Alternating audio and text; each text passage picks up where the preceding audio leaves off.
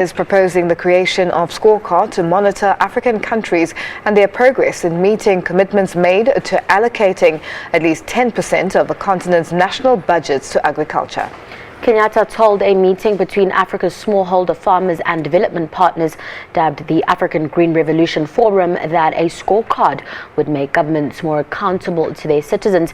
A report released during the forum on Tuesday indicates that Africa needs to invest at least $400 billion over the next 10 years to meet her food needs.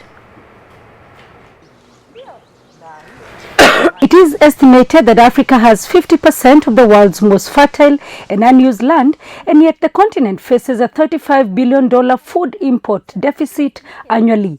Experts gathered in Nairobi have a full plate. How do we seize this moment for the agriculture sector? How do we seize this moment for the African farmer who has toiled so much, who wants to work very hard, but is extremely frustrated at the pace at which we do things? We are launching here the campaign for African agriculture. We want to make that big final push. The leaders are in agreement that focus on agriculture could help in the reduction of food prices, create employment, and lift millions out of poverty. They pledged to hold each other accountable.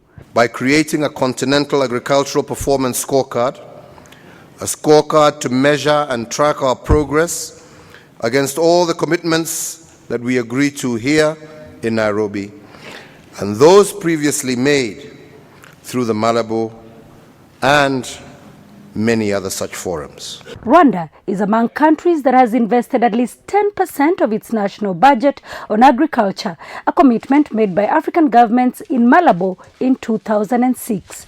We should stop thinking of agriculture as just this, subsistence, as the president said, kind of traditional agriculture, where people just pick a hoe and go till the ground. And, once people look at it that way, then they start going elsewhere.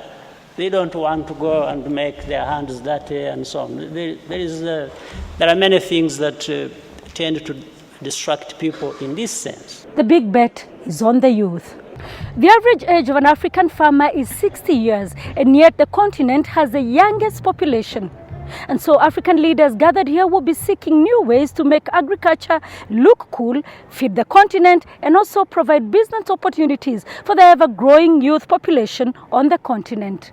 Sarah Kimani, SABC News in Nairobi, Kenya. South Sudan President Salva Kiir has agreed to the deployment